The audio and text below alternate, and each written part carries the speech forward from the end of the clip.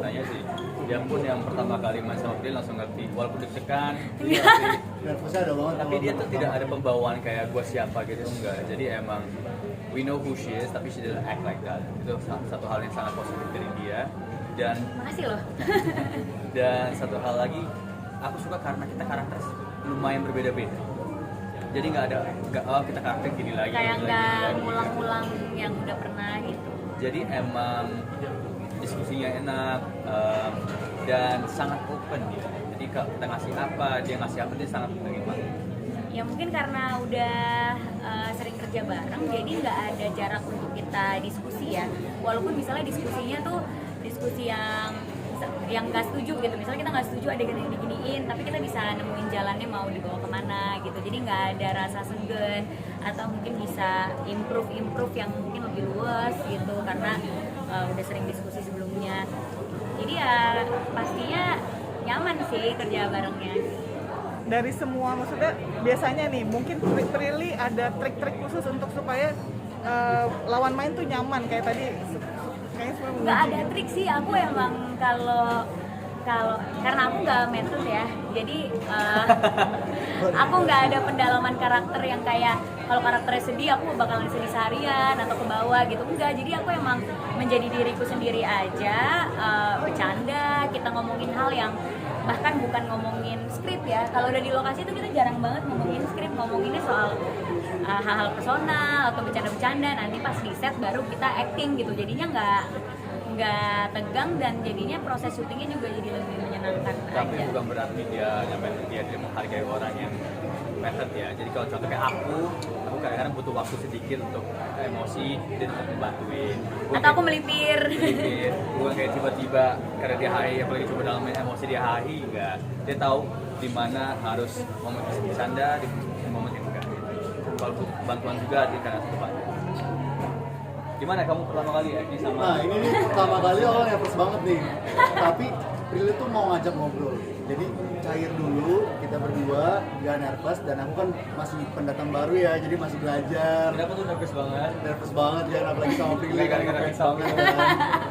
Nah jadi aku butuh waktu dan Prilly tuh mancingnya pinter banget. Mancing emosi, mancing perasaan, mancing memori. Mancing ikan. Mancing mania gitu. Jadi lebih ngalir gitu kalau sama Prilly. Kita udah pernah soalnya. Kita udah pernah. Ya pokoknya intinya santai aja sih sebenarnya, kayak ya pas di set jangan dibawa stres walaupun adegannya susah gitu. Dan syukurnya juga tim kita enak juga. Jadi vibe-nya emang enak semua. Jadi sangat mempengaruhi soalnya kalau dapet tim yang kurang enak gitu biasanya jadi kena kitanya, apalagi kita di depan kamera. Oke. Terus mungkin saya pengen tahu aja secara teknis gitu, adegan kalian berdua. Oh, itu fighting scene pertama lu ya? Oh iya tuh fighting scene pertama aku tuh. Itu latihannya lumayan. Tapi dia tuh udah punya background boxing kan. Sama berapa lagi kan film fighting kan? Fighting kan. Jadi untungnya dia lebih bisa nge-guide. Sama kameramen tuh ingat banget tuh berapa kali ya. Ya. It was fun. Tapi ada satu perempuan yang teriak-teriak. Ya, untungnya saya cuma teriak-teriak aja ya di situ. Jadi kayak kalau aku lebih kayak khawatirnya ini jangan warga datang beneran dikirain kita berantem beneran. Soalnya lumayan malam tuh kita syutingnya tuh 2 menit banget. Ada koreografi khusus? Ada. Oke, next. Selain dikreditkan sebagai pemain, banyak sekali nama kamu dari produser dan segala macam itu mulai mengikuti jejak sahabat untuk jadi di belakang layar atau gimana? Tapi emang bener sih, Umay sama Prilly salah satu berdua ini sangat menginspirasi aku juga. Menyadari kalau my love for movies bukan hanya sebagai pemain tapi juga di belakang. Jadi respect banget sama prosesnya. Kayak dari HNDD 2 tahun prosesnya itu hasilnya akhirnya kita mencintai filmnya aja gitu. It's something yang ternyata pusing tapi enjoyable. Dan sangat respect juga udah melewati beberapa film pertama kalian semua udah produce berapa? Sama seri-seri kecilan juga. Jadi ya isilah siapa yang mana. Tapi aku sangat bersyukur sinemaku Umay Prilly Tatian itu mengajak aku akhirnya ke belakang dan syukur sama mereka soalnya mereka satu generasi kan kita. Iya, satu generasi banget kan aku tahun 2001 kan. 2001 kan. Kak, tapi pertanyaan dari masing-masing karakter di film ini apa sih yang disampaikan untuk audiens sendiri? Dari kamu.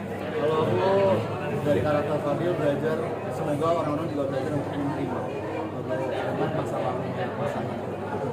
Mungkin banyak cerita-cerita yang belum selesai, jangan langsung coba itu, coba dicari tahu dulu kenapa itu belum selesai, dan coba cari tahu dulu apakah dia benar-benar bersama kita atau sama masa lalu.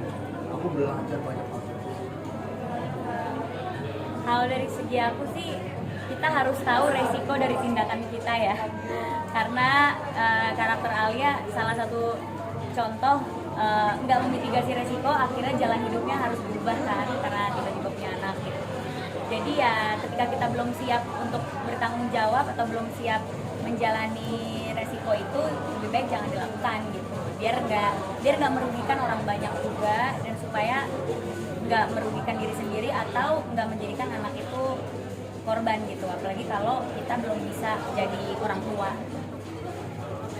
Kalau dari band, lu aja mencintai seseorang bukan hanya orang saja, tapi lebih baiknya kamu mencintai orang di sekitarnya juga.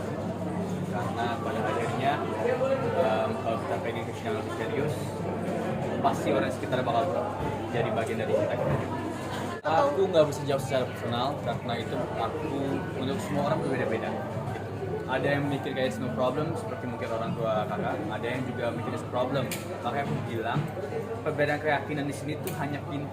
Karena pada akhirnya yang benar-benar menunjukkan apa bisa atau enggaknya ya keluarga. Apakah mereka sama-sama berjuang, apakah keluarganya aman atau enggak, sedalam apa. Karena aku pun tahu dari beberapa cerita temanku juga yang satu agama pun bisa berbeda visi misi juga gitu. Jadi emang pada akhirnya tuh all about ya kalian sama keluarga kalian aja. Dan kalau kakak keluarganya aman ya good for you, tapi ada beberapa yang nggak bisa.